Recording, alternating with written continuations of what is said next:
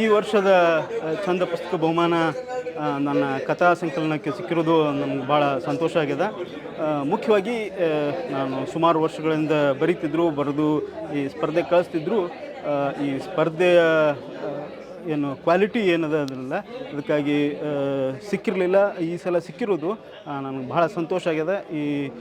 ಇನ್ನೂ ನಮ್ಮ ಛಂದ ಪುಸ್ತಕದ ವಸುಧೇಂದ್ರ ಅಂತವರು ನಮ್ಮ ಹೊಸ ಬರಹಗಾರರಿಗಾಗಿ ಈ ಸ್ಪರ್ಧೆ ನಡೆಸ್ತಾ ಇರೋದು, ಆ ಪುಸ್ತಕಗಳನ್ನ ಪ್ರಕಟಿಸೋದು ಭಾಳ ಅವ್ರಿಗೆ ನಾನು ಭಾಳಷ್ಟು ಧನ್ಯವಾದಗಳನ್ನ ಹೇಳ್ತೇನೆ.